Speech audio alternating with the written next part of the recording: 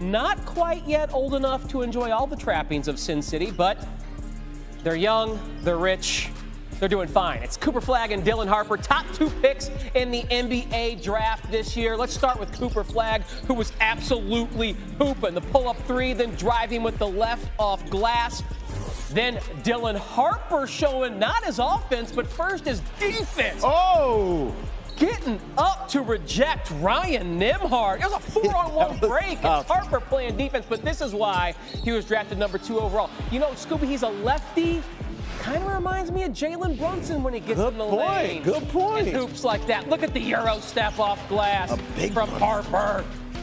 He had 16 points in just 20 minutes. Then Flagg catching the lob and throwing it down in the second half. Now, they were trailing at this point, but, I mean, it's Summer League. We want to see individual performances, and Flagg absolutely delivered in the fourth. How about a catch-and-shoot triple? Later, he knocks down another three.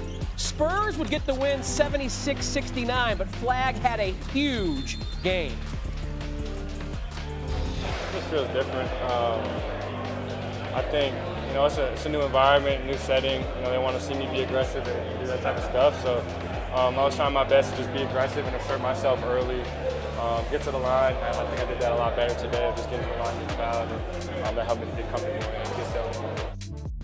All right, Mavs lost. Who cares? Cooper Flagg looks solid. Everybody cares. He had just 10 points in his Thursday debut against the Lakers, but then rebounded for 31 last night against the Spurs. Wow. That's tied for the most in a game by a number 1 overall pick in Summer League history, tying the mark set by John Wall back in 2010.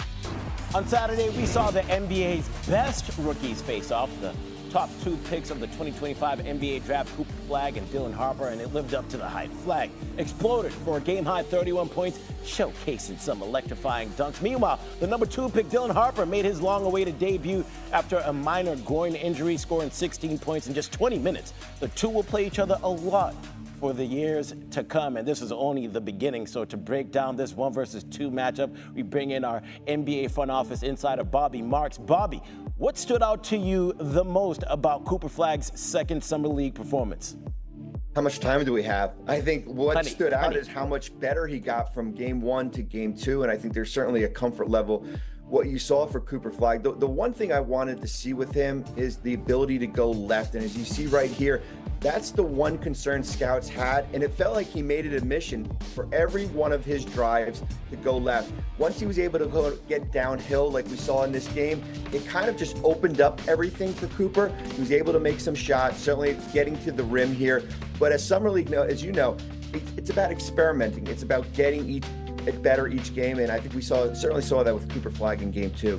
Yeah, and to your point, Flagg said after the game that they want to see him be more aggressive. So 8 for 13 at the free throw line is reflective of that, but he wasn't happy about his missed free throws. He said his mom is going to be upset with him, so you got to love that about him and his mom. Now, you mentioned the improvement of Flagg from game 1 to game 2, so outside of that, who is one player that impressed you the most so far in the Summer League? Well, it's the one player we talked about a lot last year, and we haven't really talked about this year. It's Bronny James. And you're going to look at his box score the last 2 games, and it's 7 for 18, and he scored 22 points. What's impressed me the most is his defense. And I think we saw that last night against New Orleans, where he had 2 steals, he had a block here, and that's going to be his calling card as far as for him to get into the NBA is from a defensive angle here as far as in a thin Laker backcourt. So I like what I saw with Bronny James. I like what I saw with Terrence Shannon Jr., who Minnesota is going to rely a lot on this year, especially with the loss of Nickeil Alexander-Walker. Yeah, that's what's so fun about Summer League. We get to watch these young players get a lot of run and improve throughout the summer. Bobby, we appreciate you waking up early with us. I mean, it is early in Las Vegas, and here you are up. I hope you can get a nap in. Appreciate your time. Thanks. In the Vegas Summer League, LeBron James, the 40-year-old, exercised a $52.6 million player option with the Lakers last month. He's entering a record 23rd NBA season, but quotes from Clutch Sports CEO Rich Paul the day Bron opted in sparked some intrigue about Bron's future in LA. David McMenamin is in Vegas with more. The question on everybody's mind is, where will LeBron be playing next season? What caused the speculation was a statement by LeBron's agent, Clutch Sports CEO Rich Paul, given to ESPN's Shams Charania when James opted into the final year of his contract with the Lakers for $53 million last month, when Paul said LeBron intends to play on a championship contender for whatever time is left in his career. Now, I've checked in with both the Lakers and LeBron's camp on this one. For the Lakers, it's business as usual. They have motivation to compete at the highest level and maximize not just LeBron's timeline, but they want to compete now with Luka Doncic. Some have posited that the true cause of this situation was the Lakers not offering LeBron a contract beyond next season, but Rich Paul told me that they never asked for one. Paul also made it clear to me that LeBron has not asked for a trade, and Paul hasn't even discussed the possibility of wanting a trade in the future with the Lakers. Paul did tell me that 4 teams contacted him with interest in trading for LeBron, though. Now, I asked LeBron just before tip-off if he'd like to join the broadcast to discuss everything, and he told me, quote, "I ain't got nothing to talk about."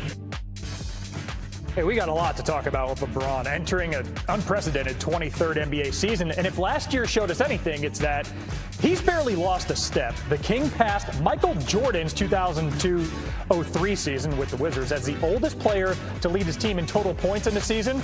Bron topped the Lakers last year. Starting in Texas, the Spurs and Wizards worked out a trade to send Kelly Olynyk to San Antonio. They also signed Luke Cornett in free agency. Janae, how will this center depth help Victor Wembanyama? Look, this allows their front court to be more flexible because one thing that Victor Wembanyama likes to do is have the rock in his hands, especially when it comes to transition or even being able to shoot from 3. I know he only shot 35% from 3, but now you have a little bit more versatility. I also like them surrounding him with seasoned vets, but most importantly, they've got young talent. This is a team not to be played with in my great state of Texas. Next to Dallas, sticking in Texas, Shams reported that Anthony Davis had a procedure to repair a detached retina. Oh. He should be ready for training camp, according to Shams. The Mavs were crushed by injuries last year. Ramona, is it time for goggles? Yes, it's been time for goggles. He has a history of getting poked in the eye. I don't know why this seems to happen to him a lot, but back in 2020, look what LeBron James told him to do. LeBron James puts up this tweet, says, Anthony Davis, side by side with Kareem Abdul-Jabbar. It's time for goggles, man. All right, finally reports out of Denver that 3-time MVP Nikola Jokic will not seek a contract extension this summer, delaying talks until next year. Jokic has 3 years left on his current deal, including a player option for 27-28. Young Masuk reported on this story yesterday and joins us now here. So, Omi, walk us through this contract scenario with Jokic, and should Denver fans have any cause for concern here? Yeah, and talking to people around the league, and including people from the Nuggets, there's zero concern about this being something like Nikola Jokic left the door open for other teams. This was expected because next year he could sign for a 4th year up to maybe as much as close to $80 million more. Now, if you're a team like the Clippers who have cleared cap space to maintain flexibility, you will have this hope perhaps that maybe, look, something unforeseen could happen. Maybe Nikola Jokic won't be happy with how things end up in Denver. But look at the moves they've done in the last few months. They changed coaches.